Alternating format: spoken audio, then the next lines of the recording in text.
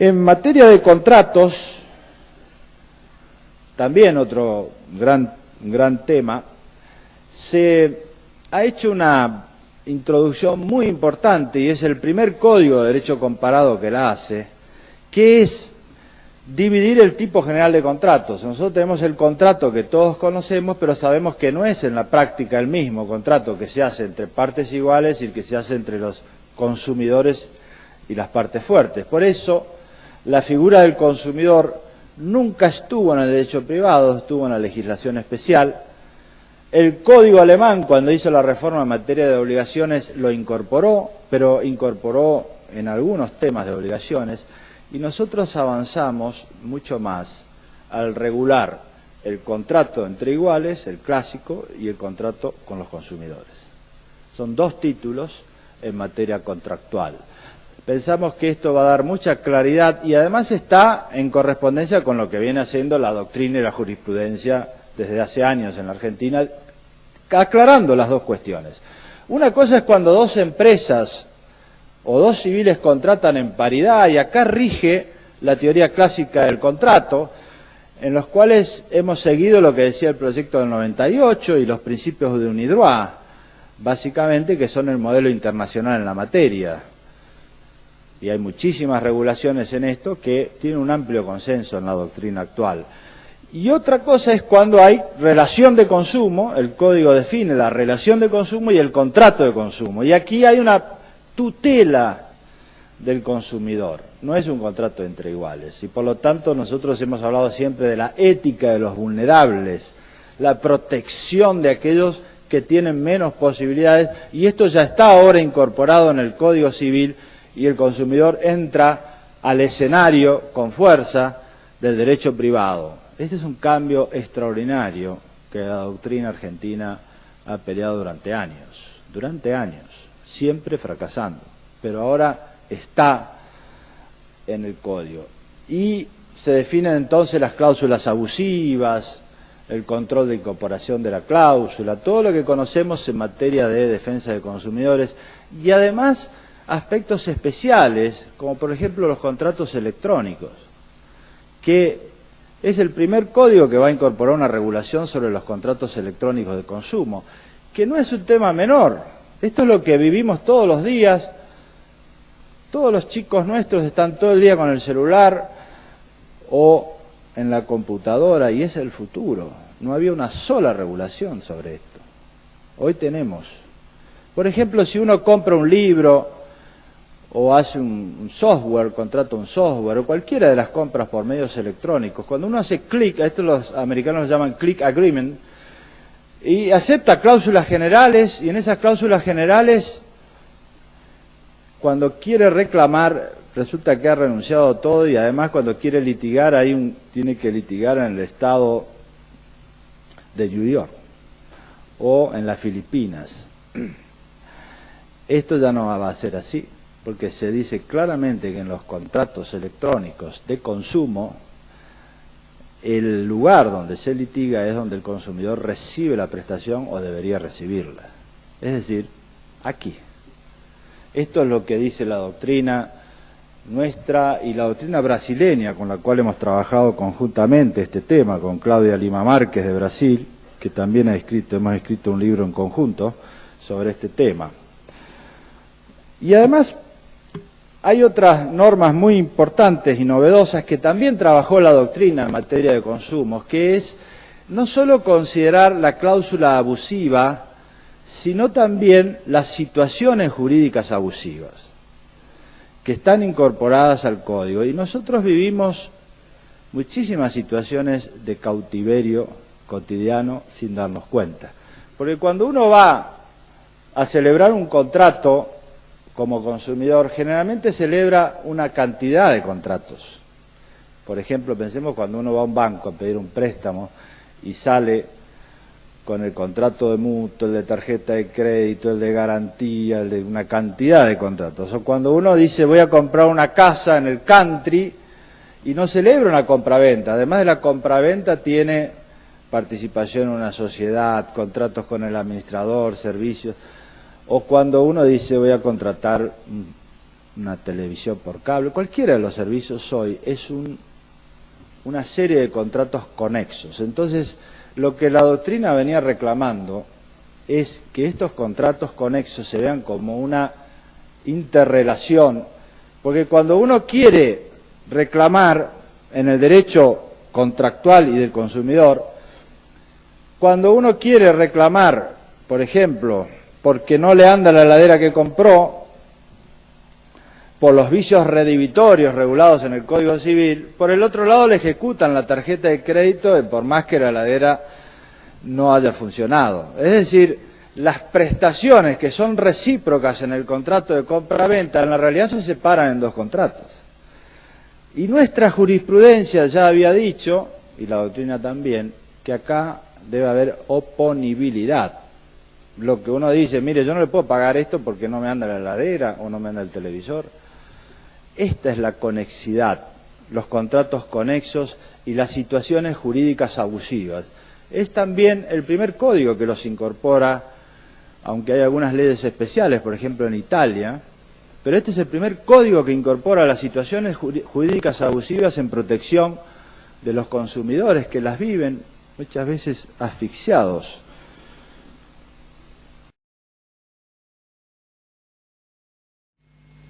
Lo primero entonces es ese llamado nuevo orden contractual, que parece que es realmente la base de la teoría general del contrato en el nuevo Código Civil y Comercial. Principios, deberes de conducta y reconocimiento de la dignidad como derecho fundamental. En materia de principios me gustaría destacar 4 o 5 que tienen que ver con un desenvolvimiento del principio fundamental, que es el principio protectorio, de protección de la parte débil en la relación, que bien puede ser el deudor o el consumidor según el tipo de relación contractual. Lo primero que se reitera, pero se fortalece y se enriquece en la teoría general del contrato en el nuevo código, son los límites al principio de autonomía de la voluntad. Por supuesto, se mantiene la fuerza obligatoria del contrato en los términos tradicionales y también la libertad de contratación y el efecto vinculante. Artículos 958 y 959 del Código Civil. Hay que partir de la base que la Comisión de Reformas intenta instalar un nuevo orden contractual que estará en manos de los jueces. Hacer efectivo es un código en general y muy particularmente en materia de contratos y defensa del consumidor que deja casi todo en manos de los jueces con enorme confianza en cuanto a su activismo y en cuanto a su rol de protector de la parte débil en las relaciones contractuales. Pero jamás esto significaría dejar sin efecto las reglas tradicionales en materia de fuerza obligatoria, libertad contractual y efecto vinculante. Ni siquiera se llegó a consagrar, y esto generó una discusión en el seno de la comisión o de los colaboradores, mejor dicho, ni siquiera se llegó a consagrar explícitamente la función social del contrato. O sea que hay un equilibrio, hay una moderación, a pesar que siempre está en el horizonte la protección de la parte débil y la justicia contractual. Y por el contrario, sí se instaló, siguiendo la jurisprudencia de la Corte Federal y de todos los tribunales del país, ya centenaria, que estos efectos vinculantes del contrato y la libertad contractual, artículos 958 y 959, como recién decía, y los derechos emergentes de los contratos en general, constituyen derecho de propiedad en los términos constitucionales del artículo 17, y así lo dice, sí, expresamente, el artículo 965 del nuevo Código Civil. O sea que esta sería la base, la regla. Sigue siendo, por supuesto, la regla no puede ser de otra manera, los efectos vinculantes, la libertad contractual, la fuerza obligatoria, e incluso, ahora lo dice el propio Código Civil, recogiendo la jurisprudencia, constituyendo uno de los contenidos del derecho constitucional de propiedad. Pero, a partir de esas bases, aparecen fortalecidos y enriquecidos los límites inherentes a la autonomía de la voluntad, que, como hoy decíamos, no son ya solamente los que establece ahora el artículo 958, o sea, la ley, el orden público, la moral y las buenas costumbres, sino también otras nuevas reglas que el Código incorpora. Por ejemplo, me interesa el artículo 960, que es la que establece la facultad de los jueces, explícita por primera vez en la teoría general del contrato, en general, porque hasta hoy lo teníamos solo en materia de lesión o imprevisión, de modificar el contrato en dos hipótesis, artículo 960. Primero, a pedido de parte cuando lo autoriza la ley, y segundo, el más trascendente, y por eso decía hoy que se pone mucho en manos de los jueces, de oficio cuando se afecta de modo manifiesto el orden público. Esta me parece que es una de las normas más importantes de la teoría general del contrato y que se enlaza con otra en materia de intereses, 771.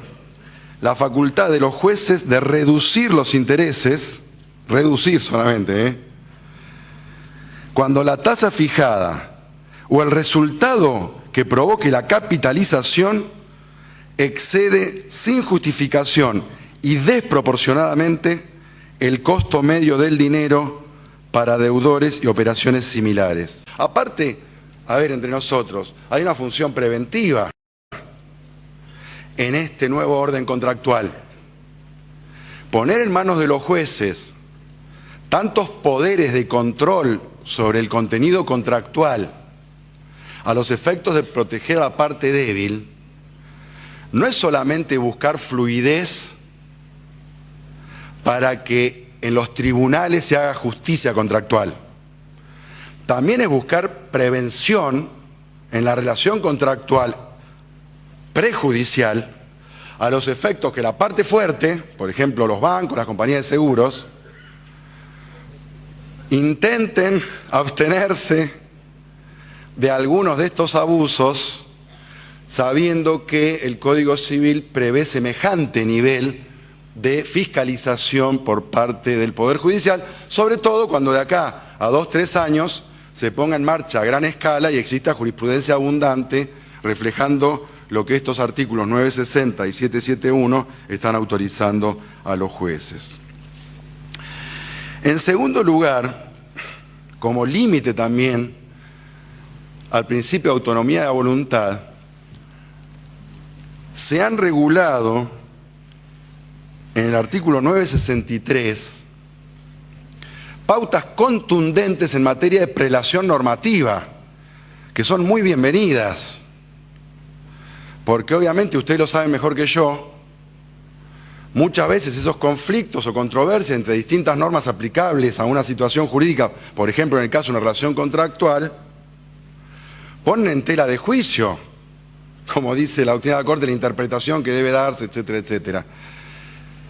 Y no es fácil, en función de tantas normas que nos llevarían a dar prioridad a unas sobre otras. Por ejemplo, la Ley de Defensa del Consumidor, en su artículo 3 dice, como ustedes saben, que existiendo 2 normas aplicables a una misma situación, siempre debe tomarse la más favorable al consumidor. Pero a su vez, la misma ley establece en su artículo 65 que es de orden público, que todas sus normas son de orden público. O sea, que doblemente los jueces, teniendo una norma favorable al consumidor y otra menos favorable, siempre tienen que elegir la más favorable al consumidor. Pero aparte tenemos otros principios en materia de interpretación e integración normativa que pueden colisionar con este. Por ejemplo, la ley posterior respecto a la anterior, la ley especial respecto a la general. Por ejemplo, la Corte de la Nación, en el famoso caso Buffoni que ustedes conocen, el año pasado, debió optar en una cuestión relativa al contrato de seguro que tenía que ver con una exclusión de cobertura por exceso de pasajeros transportados, entre el planteo que hacía la parte actora sobre la aplicación del régimen de defensa del consumidor y en función del cual supuestamente no se aplicaría ni la póliza ni la ley de seguros, y la Corte, para esa hipótesis especial, que yo no creo que se deba extender a otras, solo para esa hipótesis especial dio prevalencia a la ley de seguros por tratarse de una ley particular en relación a la ley general y por lo tanto entendió que a pesar de la ley de defensa del consumidor, la cláusula de exclusión de cobertura por exceso de pasajeros transportados era razonable, no era abusiva en los términos de la ley de defensa del consumidor y por lo tanto era válida y no nula. Todo este juego de interpretaciones tan importante para ustedes que aplican las normas en los casos concretos trae una solución que supongo que también tampoco de todas maneras zanja todas las dificultades, en el artículo 963 sobre prelación normativa, que establece que en caso de eventual conflicto de normas entre disposiciones contenidas en leyes especiales por un lado y el Código por otro, prevalecen en los siguientes términos. Primero, las normas imperativas, sean de la ley especial o del Código, ahí están en la misma jerarquía. Segundo, las normas particulares del contrato, o sea, el contenido contractual aprobado por las partes. Tercero, las normas supletorias de la ley especial. Y cuarto, las normas supletorias del Código. O sea que si son imperativas, tienen la misma jerarquía las del Código y las de las leyes especiales. Y ahí habrá que buscar otras normas para saber cuál prevalece. Por ejemplo, si es defensa del consumidor, la más favorable. Si es particular o general, si es posterior o anterior, etcétera, etcétera. Pero no es que prevalece el Código sobre la ley especial o viceversa cuando son imperativas. En cambio, cuando son supletorias, prevalece la ley especial por sobre la del Código. Pero antes de las supletorias, por supuesto, está la norma particular elegida por las partes como contenido contractual, porque justamente el concepto de supletoria es aplicarse cuando las partes no han previsto una situación. Ojo, que en algunos regímenes de estricta protección, las supletorias pueden prevalecer incluso sobre el contenido contractual. No quiero extender demasiado en esto porque quiero ir a otros temas, pero tomemos protección del asegurado en la ley de seguros, y dos ejemplos, y protección del consumidor en la 24240. La protección del consumidor en la 24240 es el régimen de cláusulas abusivas. La prórroga de la competencia, pactada por las partes, no solo es válida en principio en todo el país, sino que está avalada por los códigos procesales. Quiere decir, nadie podría decir a priori que la prórroga de la competencia en un contrato sea irrazonable y deba ser sustituida por las normas supletorias que están en el propio Código Procesal, que establecen, por ejemplo, en los contratos, la competencia territorial del juez del lugar de pago o de cumplimiento. O en daños, por ejemplo, estoy hablando de Buenos Aires y Capital Federal, me imagino que en Córdoba debe ser más o menos lo mismo. O en materia de daños, el lugar del hecho o el domicilio del demandado. O el de la compañía de seguros, como dice la ley en el artículo 118. Ahora, ¿qué pasa si la relación es de consumo?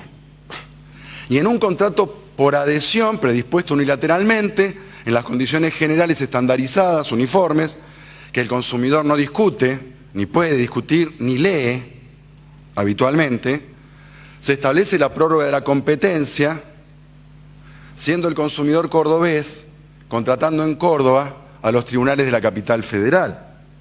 Eso que decíamos hace 2 minutos, que no hay por qué pensar que una prórroga de la competencia deba ser sustituida por las normas supletorias en materia de competencia territorial, para las relaciones de consumo el legislador dijo, no, aquí no vale. Porque en las relaciones de consumo se presume la vulnerabilidad, el aprovechamiento y por lo tanto el abuso, y una prórroga de la competencia, en la medida que sea irrazonable. Estoy hablando de Córdoba a Capital Federal, no estoy hablando de Avellaneda a Capital Federal. Entonces, si es irrazonable, el juez puede entender por el artículo 37 de la ley 24.240 o próximamente por las normas del propio Código Civil que importa una renuncia de derechos del consumidor o una ampliación de los derechos del empresario o que desnaturaliza las obligaciones y por lo tanto considerarla nula por abusiva e integrar el contrato sustituyéndola por la norma supletoria. O sea, hasta aquí llegué con el ejemplo de la ley del consumidor. Rige primero el contrato y después la supletoria, pero si es relación de consumo y hay abuso, está la supletoria antes que la contractual. Y después vamos a ver cómo también el nuevo código es muy sabio y en materia de interpretación del contrato dice lo mismo. Rige la intención de las partes común y solo excepcionalmente los términos literales, pero nunca los términos literales cuando el contrato es por adhesión o relación de consumo, porque es falso que reflejen la intención común, porque los términos literales en un contrato por adhesión o relación de consumo son los términos que surgen de la intención de una sola de las partes y no común.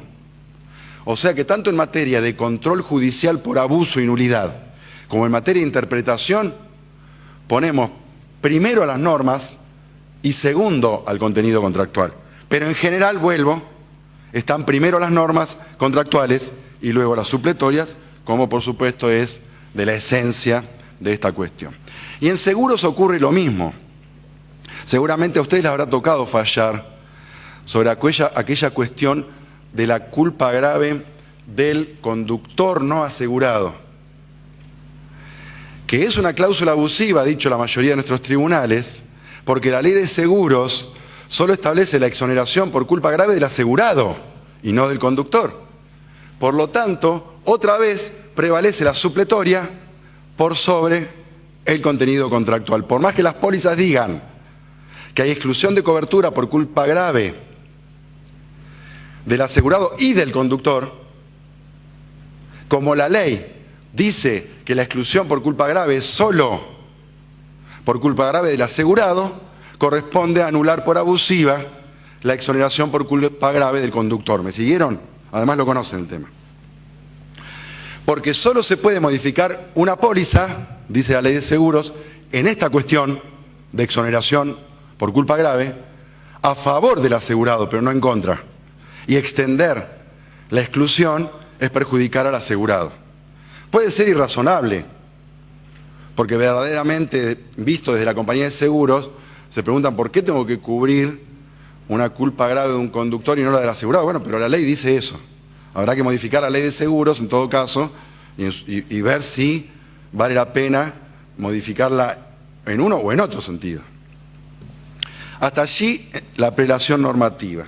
Pero quiero señalar dos cuestiones más en las que a mi juicio con toda claridad el Código Civil nuevo establece un nuevo orden contractual en pos de la justicia contractual, que son la integración normativa del contrato, la integración del contrato y en segundo lugar la frustración del fin del contrato, tema que hasta hoy es en la Argentina puramente científico desde el punto de vista sobre todo doctrinario y en menor medida jurisprudencial, pero que ingresa al Código Civil aquella teoría de la frustración del fin del contrato. Son dos normas específicas. La frustración del fin del contrato en el artículo 1090, que establece las mismas consecuencias que en los casos, por ejemplo, de resolución contractual o imprevisión contractual, cuando se frustra la finalidad del contrato, insisto, artículo 1090, por una alteración extraordinaria de las circunstancias que existían al tiempo de la celebración. Porque es también parte de la tendencia que ha tenido la Comisión de Reformas de positivizar la cuestión de la causa, que era un viejo anhelo de la doctrina más moderna de nuestro país en materia no solo de contratos, sino de teoría general, de parte general, hechos y actos jurídicos. Tanto que, precisamente, la norma en materia de causa no está en el capítulo de contratos, sino que está, como ocurre en materia de lesión, etcétera, en materia de hechos y actos jurídicos, el artículo 281, y que establece dos pautas que son las que marcaba la doctrina más moderna dominante. Primero, que la causa del acto jurídico, y particularmente del contrato, es el fin inmediato tenido en miras. Pero también agrega los motivos en cuanto hayan sido exteriorizados, o sea, incorporados al acto en forma expresa o tácita. Y esto de positivizar la causa en el artículo 281 es lo que ha dado pie para que luego el artículo 1090 pueda precisamente establecer esta nueva figura de la frustración del fin del contrato, porque si no, estábamos colocando a la causa fin como un elemento concreto dentro de la teoría general, mal podíamos en el mismo código luego establecer consecuencias jurídicas en los casos de frustración de esa finalidad. Tiene que estar incorporada, exteriorizada, expresa o tácitamente.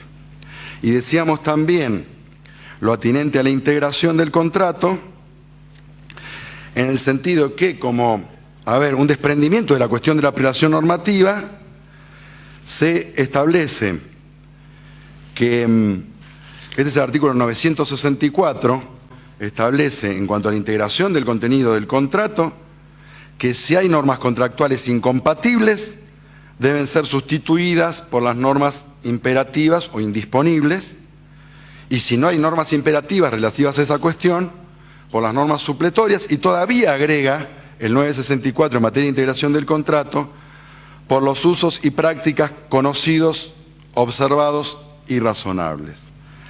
Hay muchas otras cuestiones que también completan lo que aquí hemos dado en llamar el sistema de límites o nuevos límites al principio de autonomía de la voluntad.